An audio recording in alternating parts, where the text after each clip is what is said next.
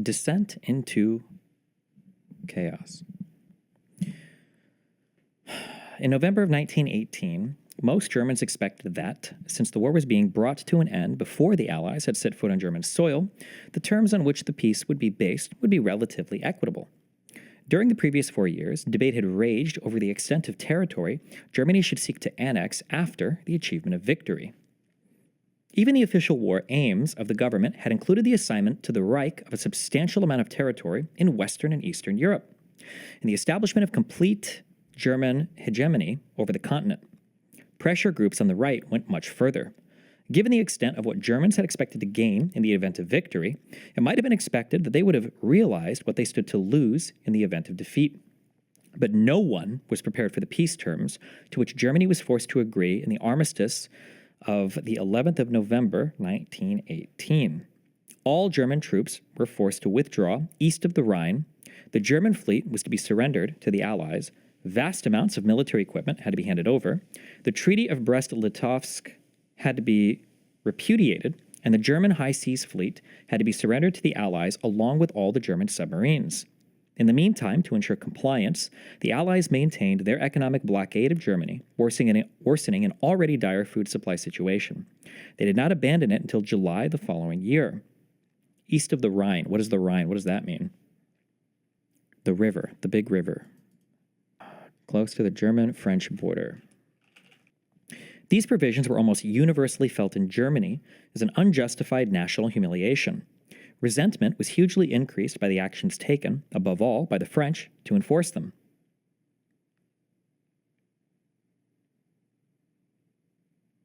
The harshness of the armistice terms was thrown into sharp relief by the fact that many Germans refused to believe that their armed forces had actually been defeated. Very quickly, aided and abetted by senior army officers themselves, a fateful myth gained currency among large sections of public opinion in the center and on the right of the political spectrum. Picking up their cue from Richard Wagner's music drama, The Twilight of the Gods, many people began to believe that the army had only been defeated because, like Wagner's fearless hero, Hassan, it had been stabbed in the back by DGG. Oof.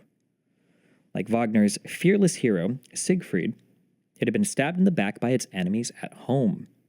Germany's military leaders Hindenburg and Ludendorff claimed shortly after the war that the army had been the victim of a secret, planned, demagogic campaign which had doomed all its heroic efforts to failure in the end. An English general said correctly, the German army was stabbed in the back. Kaiser Wilhelm II repeated the phrase in his memoirs, written in the 1920s. For 30 years the army was my pride.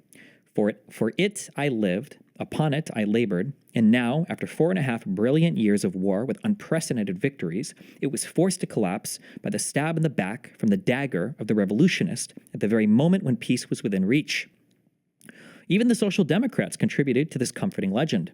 As the returning troops streamed into Berlin, on December 10, 1918, the party leader, Friedrich Ebert, told them, "No enemy has overcome you."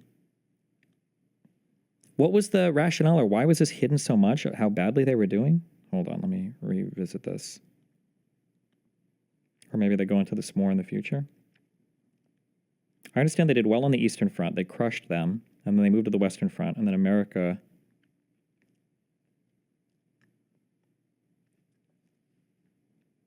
Okay, massive censorship of the newspapers.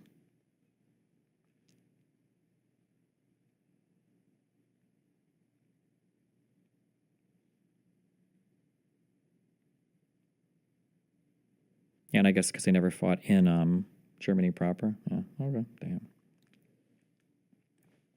Defeat in war brought about an immediate collapse of the political system created by Bismarck nearly half a century before.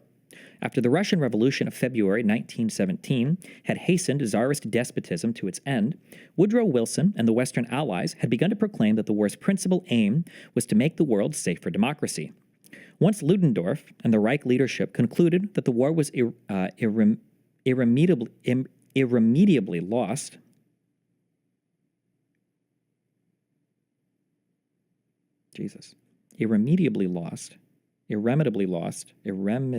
how do you pronounce this word?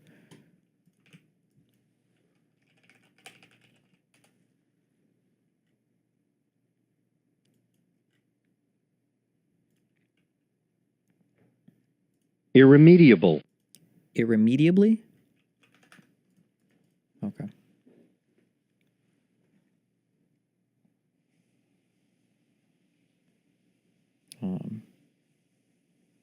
Once Ludendorff and the Reich leadership concluded that the war was irremediably lost, they therefore advocated a democratization of the imperial German political system in order to improve the likelihood of reasonable, even favorable peace terms being agreed by the Allies.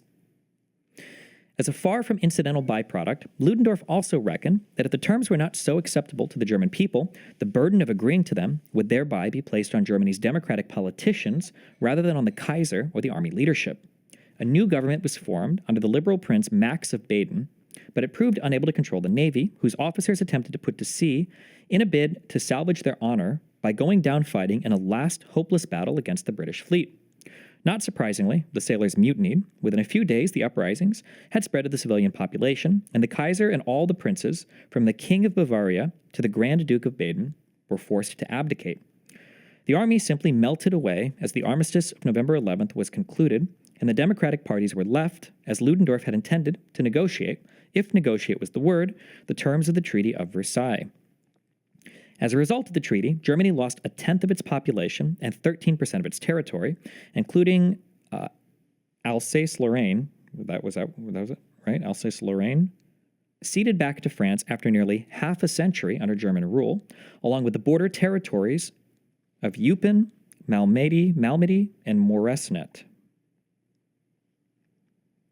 The Saarland was lopped off from Germany under a mandate with the promise that its people would eventually be able to decide whether they wanted to become part of France. It was clearly expected that in the end they would, at least if the French had anything to do with it. In order to ensure that German armed forces did not enter the Rhineland, British, French, and more briefly, American troops were stationed there in considerable numbers for much of the 1920s. Northern Schleswig went to Denmark, and in 1920, Memel to Lithuania. The creation of a new Polish state, reversing the partitions of the 18th century in which Poland had been gobbled up by Austria, Prussia, and Russia, meant the loss of Germany of Posen, much of West Prussia, and Upper Silesia. Danzig became a free city under the nominal control of the newly founded League of Nations, the forerunner of the United Nations organization established after the Second World War. In order to give the new Poland access to the sea, the peace settlement carved out a corridor of land separating East Prussia from the rest of Germany. Germany's overseas colonies were seized and redistributed under mandates from the League of Nations.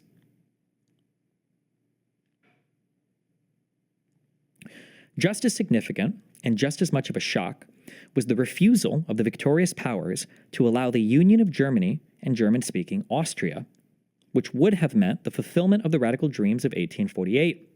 As the constituent nations of the Habsburg Empire broke away at the very end of the war to form the nation-states of Hungary, Czechoslovakia, and Yugoslavia, or to join new or old neighboring nation-states such as Poland and Romania, the 6 million or so German speakers left in Austria proper, sandwiched along and beside the Alps between Germany and Italy, overwhelmingly considered that the best course of action was to join the German Reich.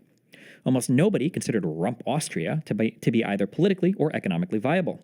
For decades, the vast majority of its population had thought of themselves as the leading ethnic group in the multinational Habsburg monarchy, and those who, like Schonerer, had advocated the solution of 1848, splitting away from the rest and joining the German Reich, had been confined to the lunatic fringe.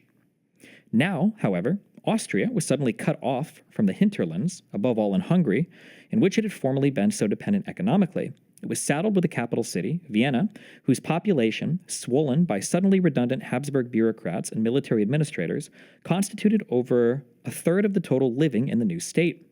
What had previously been political eccentricity now seemed to make political sense. Even the Austrian socialists thought that joining the more advanced German Reich would bring socialism nearer to fulfillment than trying to go it alone. Moreover, the American president Woodrow Wilson had declared, in his celebrated 14 points, which he wished the Allied powers to be working for, that every nation should be able to determine its own future, free from interference by others. If this applied to the Poles, the Czechs, and the Yugoslavs, then surely it should apply to the Germans as well. But it did not. What, the Allies asked themselves, had they been fighting for if the German Reich ended the war bigger by 6 million people and a considerable amount of additional territory, including one of Europe's greatest cities? So, the Union was vetoed. Of all the territorial provisions of the treaty, this seemed the most unjust. Proponents and critics of the Allied position could argue over the merits of the other provisions and dispute the fairness or otherwise of the plebiscites that decided the territorial issues in places like Upper Silesia. But on the Austrian issue, there was no room for argument at all. The Austrians wanted union, the Germans were prepared to accept union, the principle of national self-determination demanded union. The fact that the Allies forbade union remained a constant source of bitterness in Germany and condemned the new Republic of German Austria, as it was known, to 2 decades of conflict-ridden, crisis-racked existence in which few of its citizens ever came to believe in its legitimacy.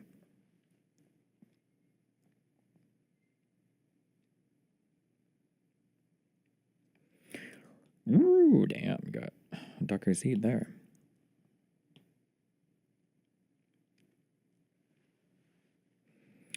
The Treaty of Versailles. Frontier of the German Reich, lost by Germany, 1919 through 1921. Areas of plebiscite. Wait, so what is the plebiscite shit?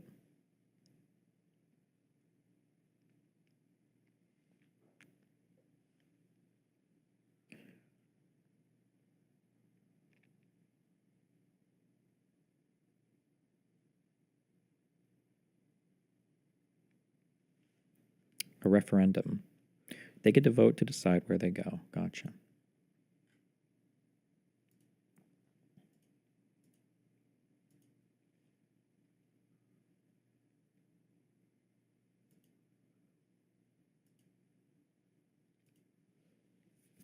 Okay. Many Germans realized that the Allies justified their ban on a German-Austrian union. Many Germans realized that the Allies justified their ban on a German-Austrian union as so much else in the Treaty of Versailles by Article 231, which obliged Germany to accept the sole guilt for the outbreak of the war in 1914. Other articles, equally offensive to Germans, ordained the trial of the Kaiser and many others for war crimes. Significant atrocities had indeed been committed by German troops during the invasions of Belgium and northern France in 1914, but the few trials that did take place in Leipzig before a German court almost uniformly failed because the German judiciary did not accept the legitimacy of most of the charges. Out of 900 alleged war criminals initially singled out for trial, only 7 were eventually found guilty, while 10 were acquitted and the rest never underwent a full trial. The idea took root in Germany that the whole concept of war crimes, indeed, the whole notion of laws of war, was a polemical invention of the victorious Allies based on mendacious propaganda about imaginary atrocities. This left a fateful legacy for the attitudes and conduct of German armed forces during the Second World War.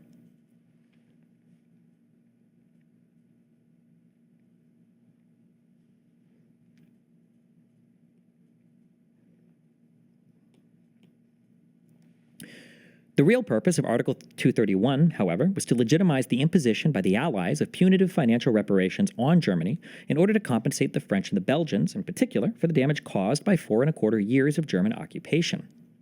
They seized over 2 million tons of merchant ships, 5,000 railway engines, and 136,000 coaches, 24 million tons of coal, and much more.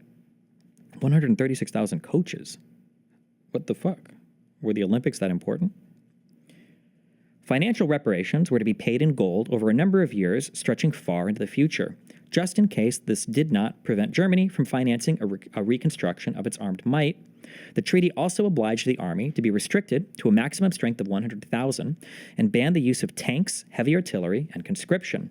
6 million German rifles, over 15,000 aeroplanes, more than 130,000 machine guns, and a great deal of other military equipment had to be destroyed. The German Navy was effectively dismantled and barred from building any large new ships, and Germany was not allowed to have an air force at all. Such were the terms with which the Germans were presented as the condition of peace by the Western Allies in 1918 to 1919. Wait 1 sec. I need my water. Ugh.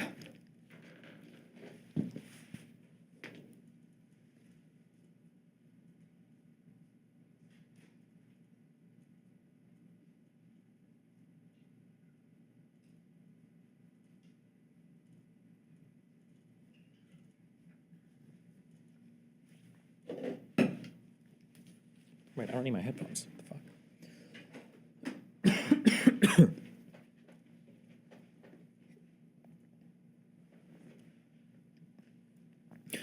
All of this was greeted. No, I do need my headphones. I have to hear myself talk. It's too weird not to.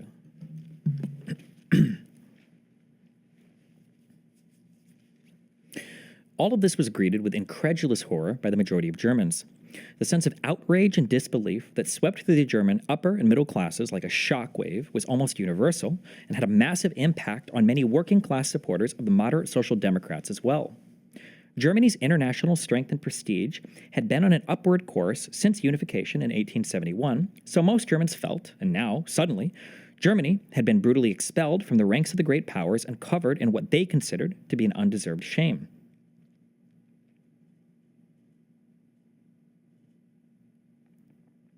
Versailles was condemned as a dictated peace, unilaterally imposed without the possibility of negotiation. The enthusiasm which so many middle-class Germans had demonstrated for war in 1914 flipped over into burning resentment at the terms of peace 4 years later.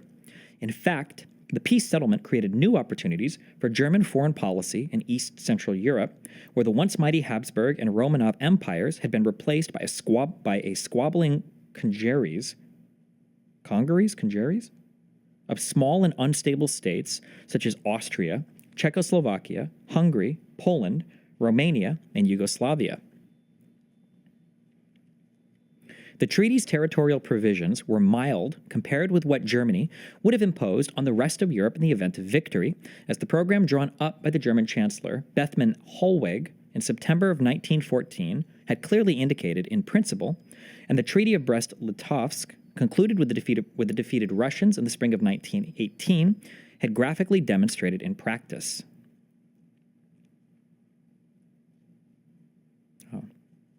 A German victory would have led to a huge repatriations bill being served onto the defeated Allies, too, no doubt many times larger than that which Bismarck had sent to the French after the War of 1870 to 1871.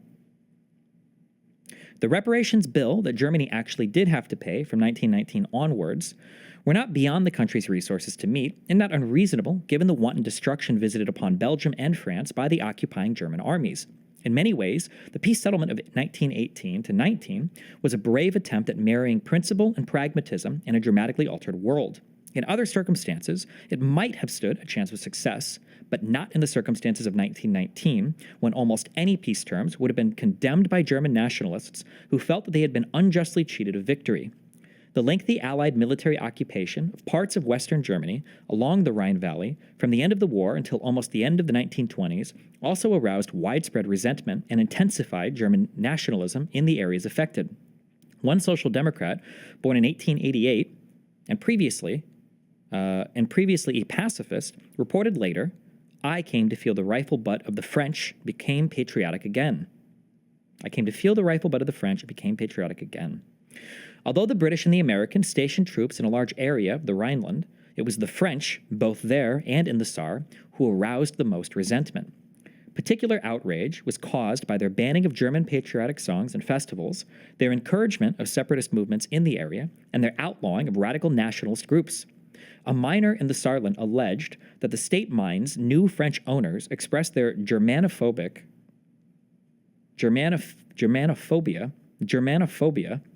in their harsh treatment of the workers. Passive resistance, particularly amongst patriotic minor state officials, such as railway clerks, who refused to work for the new French authorities, encouraged a hatred of the politicians in Berlin who had accepted this state of affairs and a rejection of German democracy for failing to do anything about it. But if the peace settlement outraged the majority of ordinary Germans, that was nothing to the effect that it had on the apostles of extreme nationalism, notably the Pan-Germans. The Pan-Germans had greeted the outbreak of war in 1914 with unbounded enthusiasm, verging on ecstasy. For men like Heinrich Class, it was the fulfillment of a lifetime's dream. Things seemed at last to be going their way. The hugely ambitious plans for territorial annexation and European hegemony drawn up by the Pan-German League before the war now seemed to have a chance of becoming reality, as the government, led by Bethmann Hollweg, drew up a set of war aims that came very close to them in their sweep and scope. Pressure groups such as the industrialists and parties such as the conservatives all clamored for extensive new territories to be added to the German Reich after victory. But victory did not come, and opposition to annexationism grew. In these circumstances, class and the Pan-Germans began to realize that they needed to make another serious attempt to broaden the basis of their support in order to put pressure on the government again. But as they tried out various schemes of alliance with other groups to this end, they were suddenly outflanked by a new movement launched by Wolfgang Kapp, a former civil servant, a state owner, and associate of the business magnate and founder member of the Pan-Germans, Alfred Hugenberg. Really? For Kapp, no nationalist movement would succeed without a mass base, and in September of 1917, he launched the German Fatherland Party, whose program centered on annexationist war aims, authoritarian constitutional changes, and other planks of the Pan-German platform. Backed by class, by industrialists, by former Naval Secretary Alfred von Tirpitz, and indeed by all the annexationist groups, including the Conservative Party, the new organization presented itself as being above the party political fray, committed only to the German nation, not to any abstract ideology. Teachers, Protestant pastors, army officers, and many others jumped on the bandwagon. Within a year, the Fatherland Party was claiming a membership of no less than 1.25 million.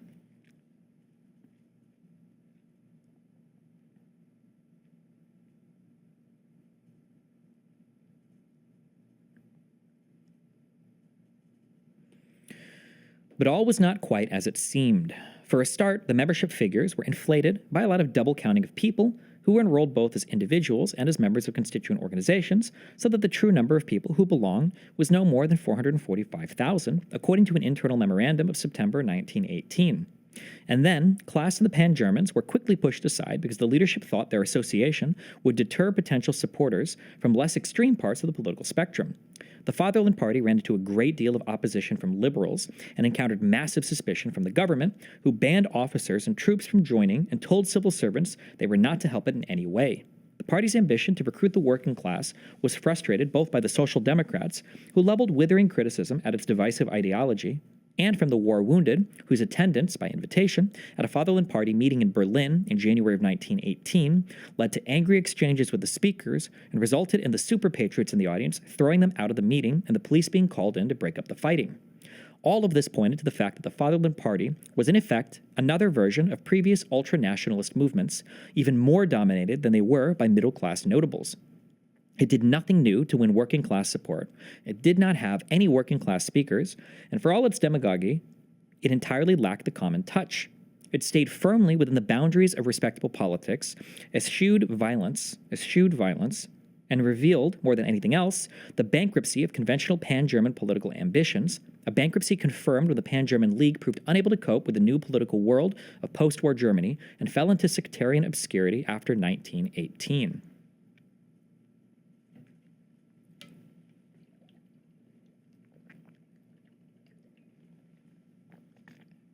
Rip.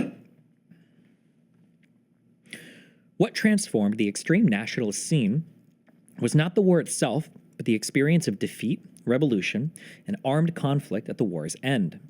A powerful role was played here by the myth of the front generation of 1914 to 1918, soldiers bound together in a spirit of comradeship and self-sacrifice in a heroic cause which overcame all political, regional, social, and religious differences. Writers such as Ernst Junger, whose book Storm of Steel became a bestseller, celebrated the experience of the fighting man and cultivated the rapid growth of nostalgia for the unity of the wartime years. This myth exercised a powerful appeal in particular over the middle classes, for whom hardships shared, both in reality and in spirit, with workers and peasants in the trenches during the war, provided material for nostalgic literary celebration in the post-war years. Many soldiers bitterly resented the outbreak of revolution in 1918. Units returning from the front sometimes disarmed and arrested workers and soldiers' councils in the localities through which they passed. Some combatants were converted to radical nationalism as revolutionaries offered them insults rather than plaudits on their return, forcing them to tear off their epaulets and abandon their allegiance to the black, white, red imperial flag. As one such veteran later recalled, On the 15th of November, 1918, I was on the way from the hospital at Bad Nauheim to my garrison at Brandenburg.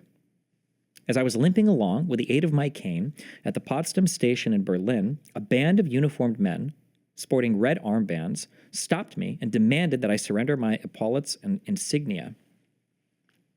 I don't know how to fucking say this fucking word.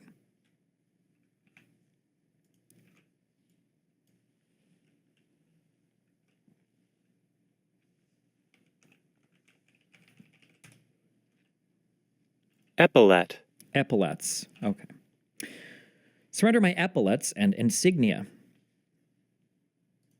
Wait, and what exactly are these?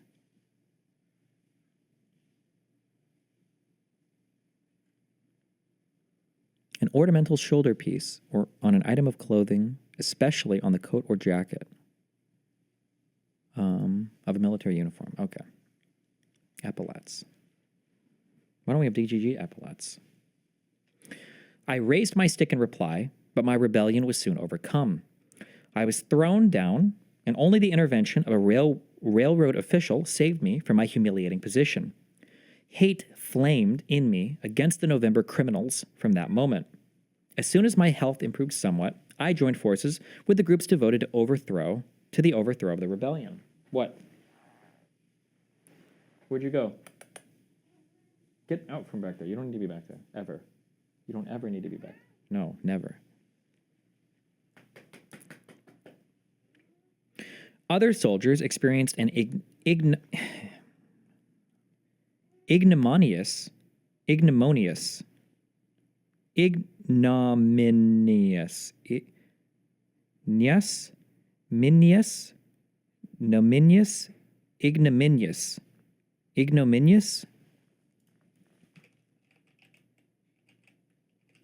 Jesus. Ignominious. Oh, ignominious. Jesus. Other soldiers experienced an ignominious and humiliating homecoming in a Germany that had overthrown the institutions for which they had been fighting. Was it for this, one of them later asked, that the fresh youth of Germany was mowed down in hundreds of battles? Another veteran, who had lost his leg in combat and was in a military hospital on November 9th, 1918, reported, "I shall never forget the scene when a comrade without an arm came into the room and threw himself on his bed crying. The red rabble, which had never heard a bullet whistle, had assaulted him and torn off all of his insignia and medals. We screamed with rage. For this kind of Germany, we had sacrificed our blood and our health and braved all the torments of hell and a world of enemies for years." Quotes are always good, I guess.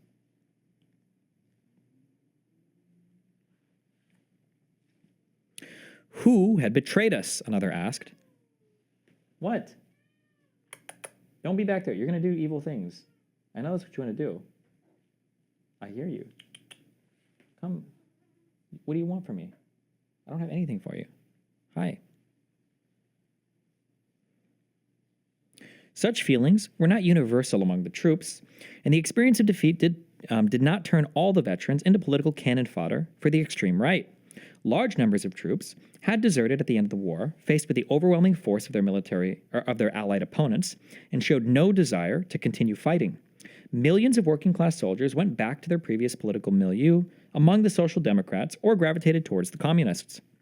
Some of the veterans' pressure groups were adamant that they never wanted themselves or anyone else to go through again the kind of experiences to which they had been subjected to in 1914 to 1918.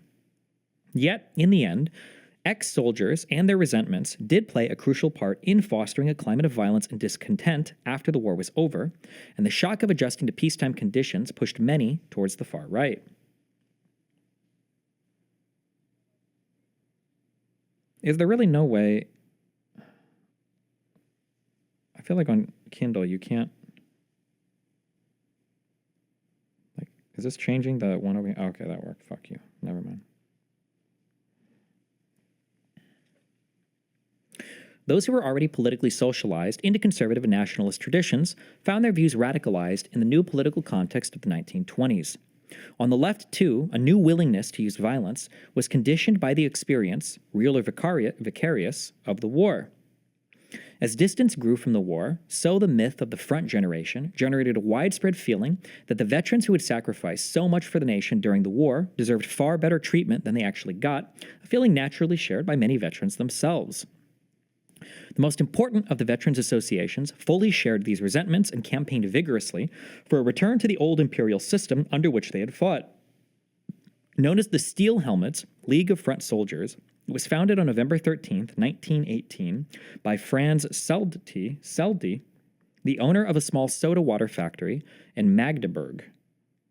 Born in 1882, Seldy had been an active member of a student dueling corps before he fought on the Western Front, where he was decorated for bravery. A student dueling corps. What do they learn? What? At an early public meeting, when members of the audience doubted his commitment to the nationalist cause, Seldy demonstratively waved at them the stump of his left arm, which he had lost at the Battle of the Somme. Instinctively cautious and conservative. Fencing, okay. He preferred to emphasize the Steel Helmet's primary function as a source of financial support for old soldiers fallen on hard times. He easily fell under the influence of stronger characters, particularly those whose principles were firmer than his own. One such figure was his fellow leader of the Steel Helmets, Theodor Duesterberg, another ex-army officer who had fought on the Western Front before taking on a series of staff jobs, particularly liaising with Allied powers such as Turkey and Hungary. Duesterberg, born in 1875, had been educated in an army cadet school and was a Prussian officer in the classic mold, obsessed with discipline and order, inflexible and unbending in his political views, and, like Seldy, completely incapable of adjusting to a world without the Kaiser. Both men therefore believed that the Steel Helmets should be above politics. But this meant, in practice, that they wanted to overcome party divisions and restore the patriotic spirit of 1914. The organization's 1927 Berlin Manifesto declared, "The Steel Helmets proclaim the battle against all softness and cowardice, which seek to weaken and destroy the consciousness of honor of the German people through reunification of the right of defense and will to defense." To the right of defense and will to defense. It denounced the Treaty of Versailles and demanded its abrogation.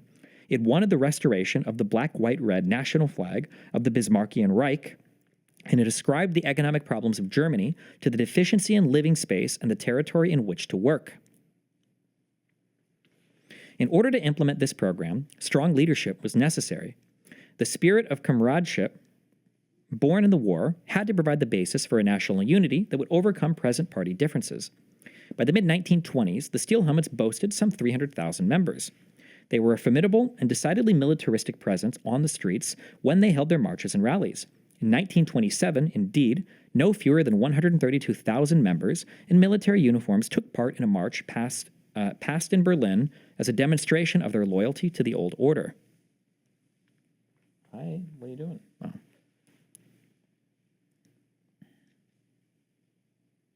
For most Germans, as for the Steel Helmets, the trauma of the First World War, and above all, the shock of the unexpected defeat, refused to be healed. When Germans referred to peacetime after 1918, it was not to the era in which they were actually living, but to the period before the Great War had begun. Germany failed to make the transition from wartime back to peacetime after 1918. Instead, it remained on a continued war footing, at war with itself and at war with the rest of the world, as the shock of the Treaty of Versailles united virtually every part of the political spectrum in a grim determination to overthrow its central provisions, restore the lost territories, end the payment of reparations, and reestablish Germany as the dominant power in Central Europe once more. Military models of conduct had been widespread in German society and culture before 1914, but after the war, they became all-pervasive. The language of politics was permeated by metaphors of warfare, the other party was an enemy to be smashed, and struggle, terror, and violence became widely accepted as legitimate weapons in the political struggle. Uniforms were everywhere. Politics, to reverse a famous dictum of the early 19th century military theorist Karl von Clausewitz, became war pursued by other means.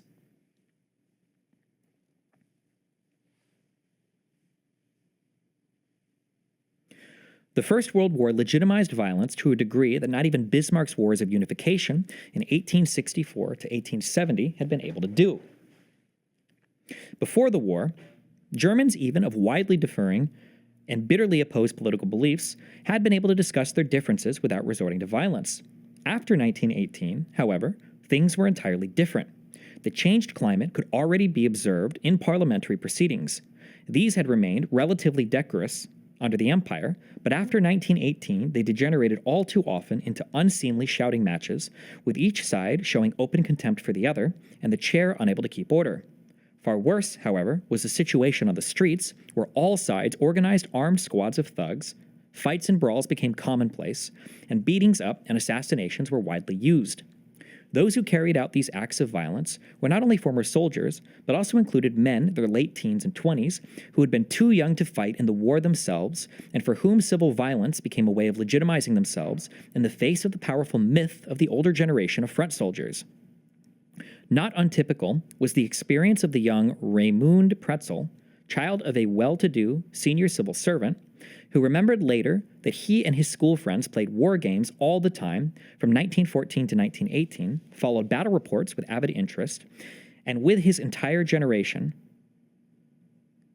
experienced war as a great, thrilling, and enthralling game between nations. Holy shit, I just had a fucking blast from the past. Does anybody remember the website? Was there a website called Battle Reports? Does anybody remember this? Holy fuck, where are my millennial old RTS players at?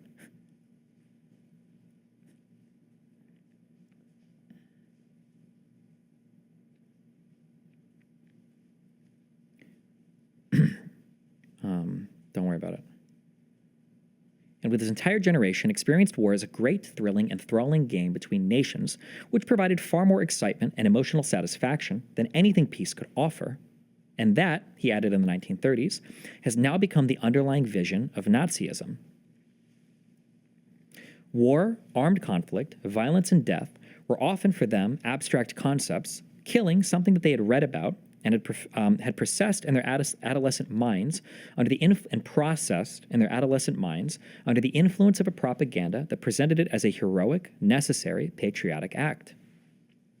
Before long, political parties associated themselves with armed and uniformed squads, paramilitary troops whose task it was to provide guards at meetings, impress the public by marching in military order through the streets, and to intimidate, beat up, and on occasion kill members of the paramilitary units associated with other political parties. Wait, what was the name of this guy? Hold on.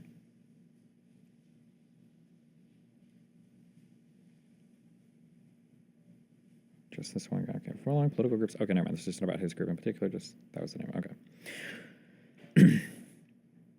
The relationship between the politicians and the paramilitaries was often fraught with tension, and paramilitary organizations always maintained a greater or lesser degree of autonomy.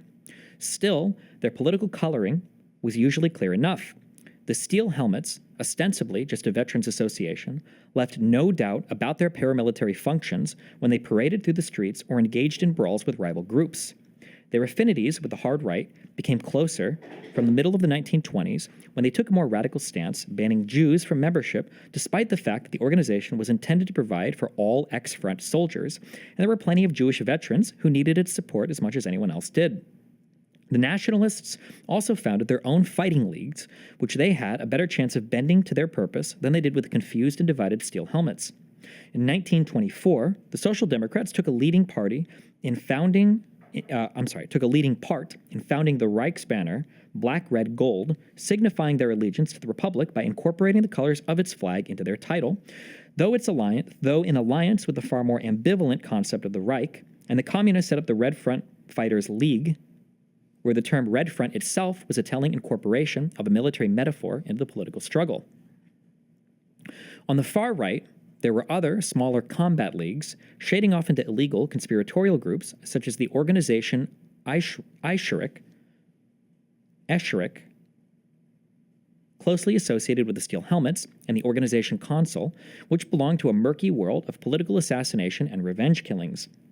Bands of uniformed men marching through the streets and clashing with each other in brutally physical encounters became a commonplace sight in the Weimar Republic, adding to the general atmosphere of violence and aggression in political life. The German Revolution of 1918 to 1919 did not resolve the conflicts that had been boiling up in the country in the final phase of the war. Few were entirely satisfied with the revolution's results. On the extreme left, revolutionaries led by Karl Liebknecht and Rosa Luxemburg saw in the events of November 1918 the opportunity to create a socialist state run by the workers' and soldiers' councils that had sprung up all over the country as the old imperial system disintegrated. With the model of Lenin's Bolshevik revolution in Russia before their eyes, they pressed on with plans for a second revolution to complete their work. For their part, the mainstream Social Democrats feared that the revolutionaries might institute the kind of Red Terror that was now taking place in Russia. Afraid for their lives and conscious of the need to prevent the country from falling into complete anarchy, they sanctioned the recruitment of heavily armed paramilitary bands consisting of a mixture of war veterans and younger men, and known as the Free Corps, to put down any further revolutionary uprisings.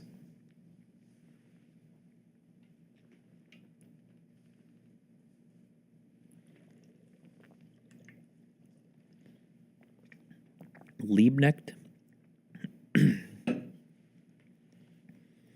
In the early months of 1919, when the extreme left staged a poorly organized uprising in Berlin, the Free Corps, egged on by the mainstream Social Democrats, reacted with unprecedented violence and brutality. Liebknecht and Luxemburg were murdered, and revolutionaries were mown down or summarily executed in a number of German cities where they had taken control or appeared to be a threat. These events left a permanent legacy of bitterness and hatred on the political left, which made worse by another major outbreak of political violence in the spring of 1920.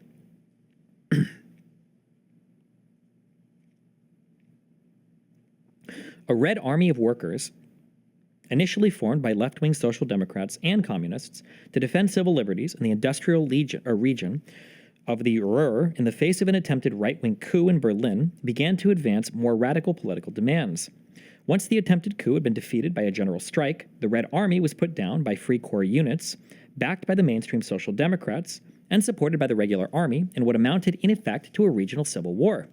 Well over 1,000 members of the Red Army were slaughtered, most of them prisoners, shot while trying to escape. These events doomed any kind of cooperation between Social Democrats and Communists to failure from the outset. Mutual fear, mutual recriminations, and mutual hatred between the two parties far outweighed any potential purpose they might have had in common. The legacy of the 1918 revolution was scarcely less ominous on the right. Extreme violence against the left had been legitimized, if not encouraged, by the moderate Social Democrats. But this in no way exempted them from being a target themselves, as the Free Corps now turned on their masters. Many of the Free Corps leaders were former army officers whose belief in the stab-in-the-back myth was unshakable. The depth of the Free Corps' hatred of the revolution and its supporters was almost without limit. The language of their propaganda, their memoirs, their fictional representations of the military actions they took part in, breathed a rabid spirit of aggression and revenge, often bordering on the pathological. The Reds, they believed, were an inhuman mass, like a pack of rats, a poisonous flood, pouring over Germany, requiring measures of extreme violence if it was to be held in check. Okay, wait, when they talk about, so the revolution, after the Treaty of Versailles, after the end of World War I, the revolution is the revolution that happens in Germany to, what is this, when all the monarch finished losing power, or, hold on, 1918, it was so the Kaiser was still in power after World War I, and then the German Revolution is what, because people said, fuck this shit. It wasn't televised? Oh, shit. He was right.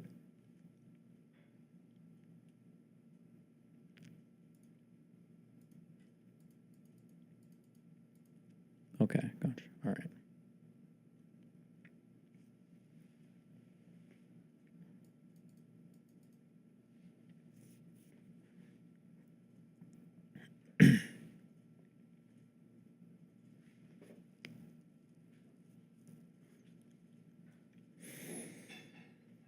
Their feelings,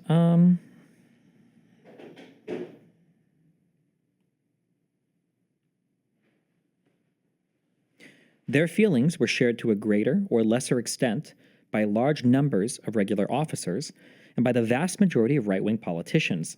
Scores of young students and others who had missed the war now flocked to their banner. For For these people, socialists and Democrats of any hue were no better than traitors, the November criminals, or November traitors, as they were soon dubbed, the men who had first stabbed the army in the back, then, in November of 1918, committed the double crime of overthrowing the Kaiser and signing the armistice.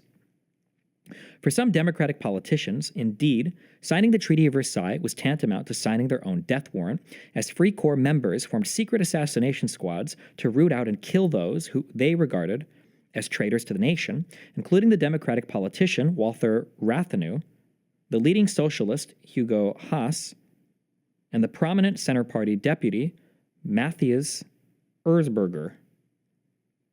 Political violence reached fresh heights in 1923, a year marked not only by the bloody suppression of an abortive communist uprising in Hamburg, but also by gun battles between rival political groups in Munich and armed clashes involving French-backed separatists in the Rhineland. In the early 1920s, extreme leftists such as Karl Plattner and Max Holz Jesus, I'm so sorry, carried out campaigns of armed robbery and expropriation that ended only when they were arrested and sentenced to lengthy terms of imprisonment. These people's names, bro.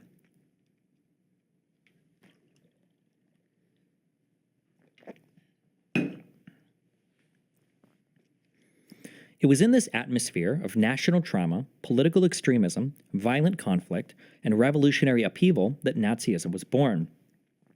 Most of the elements that went into its eclectic ideology were already current in Germany before 1914 and had become even more familiar to the public during the war. The dramatic collapse of Germany into political chaos towards the end of 1918, a chaos that endured for several years after the war, provided the spur to translate extreme ideas into violent action. The heady mixture of hatred, fear, and ambition that had intoxicated a small number of pan-German extremists suddenly gained a crucial extra element, the willingness, determination even, to use physical force. National humiliation, the collapse of the Bismarckian Empire, the triumph of social democracy, the threat of communism, all this seemed to some to justify the use of violence and murder to implement the measures which pan-Germans, anti-Semites, eugenicists, and ultranationalists had been advocating since before the turn of the century if the German nation was ever to recover.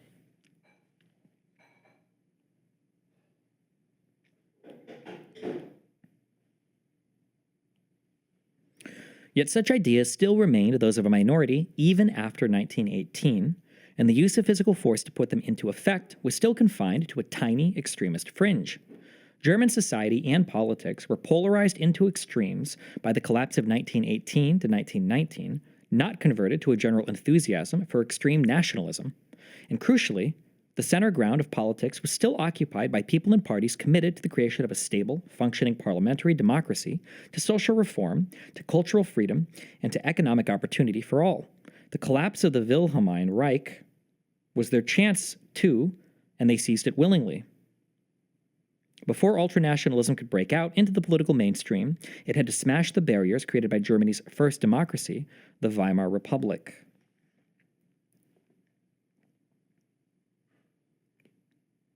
Cute.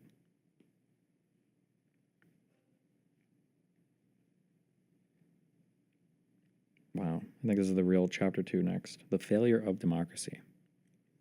I don't know, guys. Do you think they're going to make a sick comeback and have wonderful democracy for the next 100 years?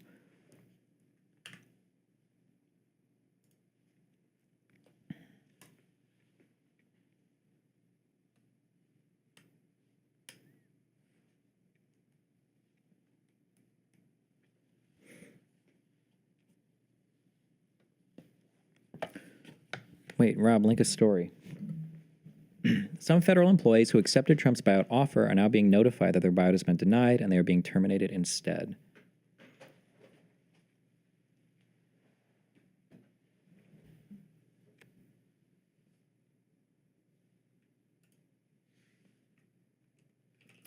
Federal employees buyout termination.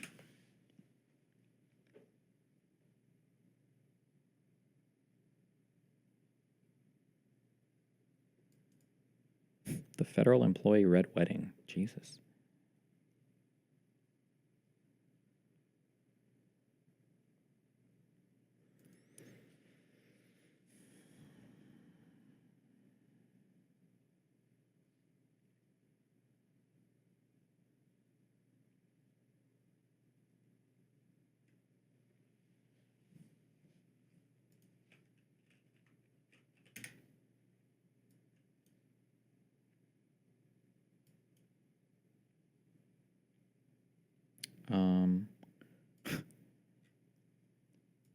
Has anybody gotten anything like this? Somebody sent me an email.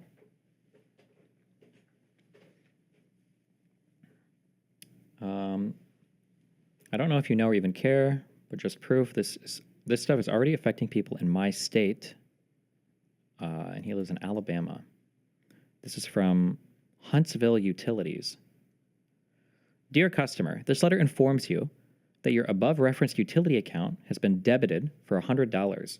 Community Action Agency of Huntsville/Madison and Limestone counties has notified us that the grant you received for $100 on January 23, 2025 is no longer valid due to President Trump's executive order to rescind the funding behind the grant. The grant you received for $100 has been debited to your account, blah, blah, blah, and will be due with your next invoice. We sincerely apologize for any inconvenience this may cause. If you need to make payment arrangements or have questions, don't hesitate to get in touch with our office. Jeez. Rip.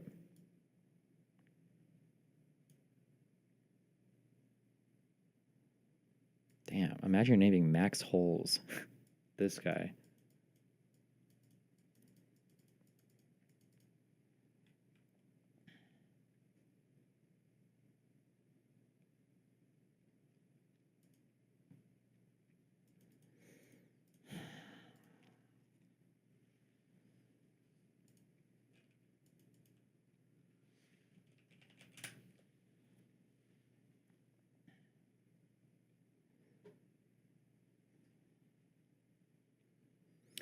All right. La Symphonie de blah, blah, blah, blah, blah. Sounds like France, Paris. I don't know. Saint Lazare. This is a stop, though, for a subway. I don't know where the fuck it would be, though. But we always guess Paris because fuck anything else. Saint Lazare. Saint Lazare. That's what you guys sound like when you speak.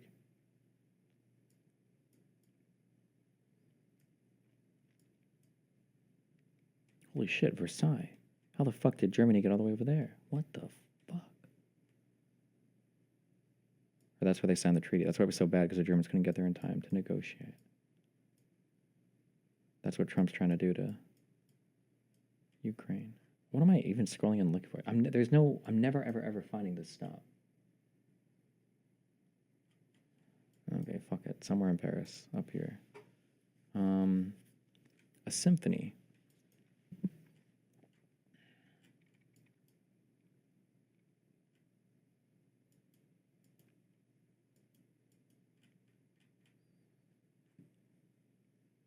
Give me a fucking year.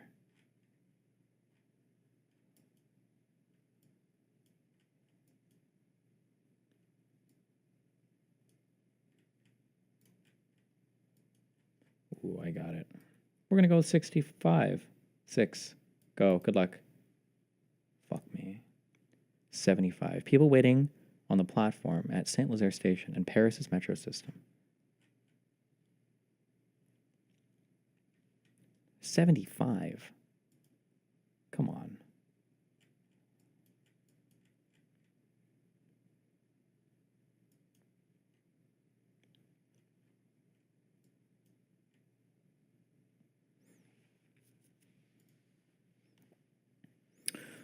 Salzburg. Is that where it's at? That sounds German. That's got to be German, right? Oh my God, wait. Salzburg. It just sounds, it's a very German sounding thing. But it could also be Austria, because Austria all sounds German too. Oh my fucking God. How does he do it? I just find it instantly. I'm a fucking God. Okay, where are they at? They're at the...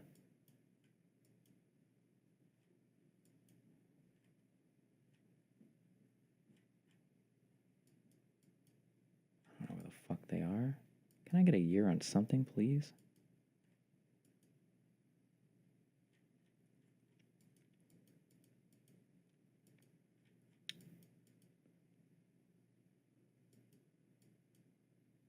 I don't need the year. I can just feel it, actually. I can just tell. I can tell. Oh my God, those earrings. Holy shit. 1998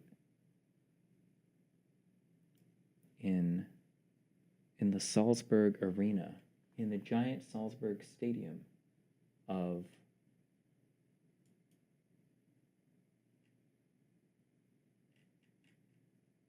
Is this a fucking castle? For what? What do you guys need this shit for? Give me a break.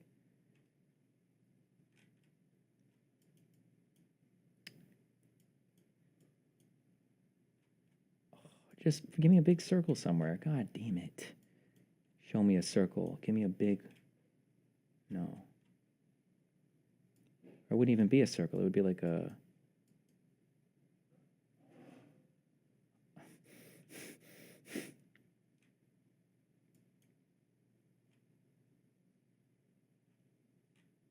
I don't care. Fuck this place. Somewhere over here. Let's go. 2008? Where the fuck are all those... Nobody has their iPhone out or anything? We're getting killed. We're getting killed by the years here. Swedish crowds watching a Sweden-Greece game during the UEFA Euro 2008.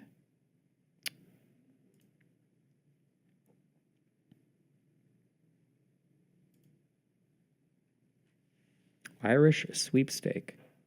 The 61st sweep. What the fuck? Oh, man. Oh, I don't even know what this is. Do you think it's like to go to war or something? World War II? Would they do this? I have no idea.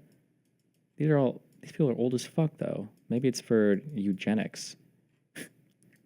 Irish sweepstakes. To go to America?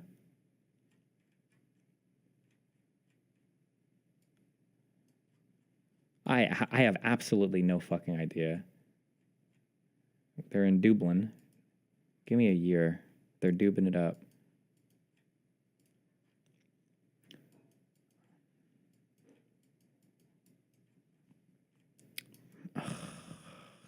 Fucking 62. Had as good as year as any. Bro, we're getting killed on the years. Crowds watching the 61st Irish Hospital Sweepstakes draw in Ballsbridge, Dublin. What are they sweepstaking for?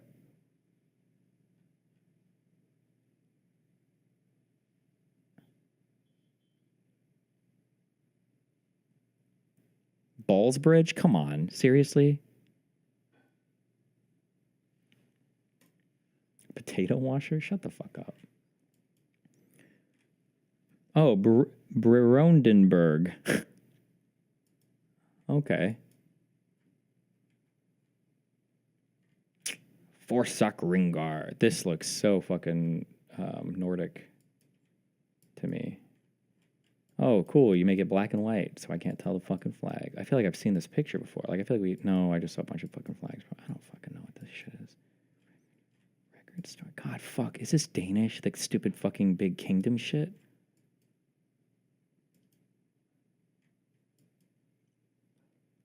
That car. Daneland, 74. Copenhagen. I recognize the sidewalks, 76. Fuck!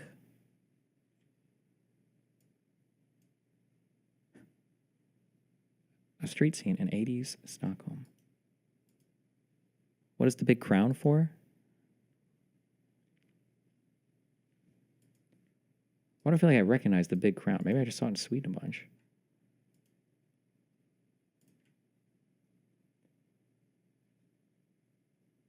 The king? What a loser, bro.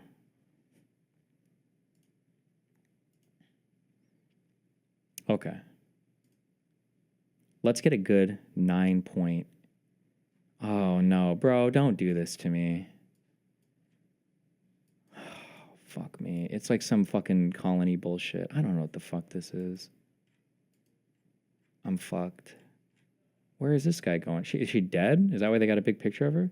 Damn, when you die, why can't they put up like young pictures of you? Oh my God. Do you think this is after she died? Do you think that's why? Why do they look a fucking mood board of her? Because they love, everybody knows in the Congo, they love the bongers. In the great city of Kinshasa in the year 2023. Fuck me, I don't care. Oh, of course, it was in the Bahamas. Prince Harry attending the opening ceremony for the Queen's Diamond Jubilee exhibition in Nassau, Bahamas.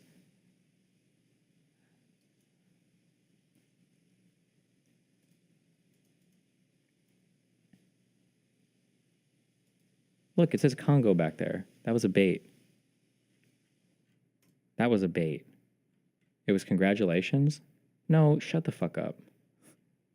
You're wrong. You're cringe. You're lame. This guy, like, looks like he was sunburned instantaneously. Look at the flags. Yeah, I don't know any of those flags. Oh, the Bahama flag. Oh, this one. Oh, yeah, I know what the flag of the fucking Bahamas looks like. Of course. Anybody would. Wait, I don't even know if that's the right one.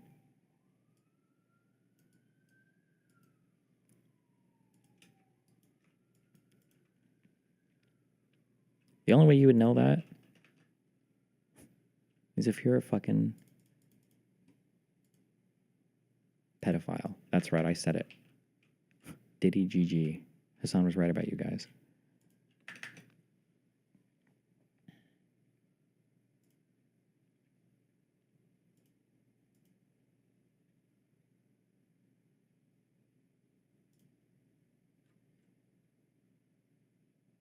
All right, I love you guys. I'll be back tomorrow. Stay safe. Don't die. Be careful. Oh, wait. Oh, fuck. I need to promote this earlier.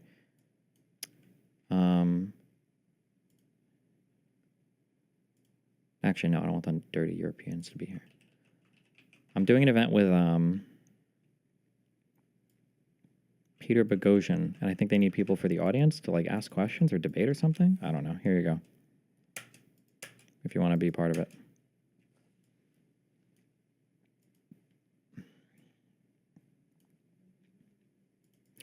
All right, Ripperino, Cappuccino, Poppuccino, Hoppuccino, Moppuccino, Dappuccino, Cappuccino, Appuccino, Oppuccino, my dude. I'll catch you guys next.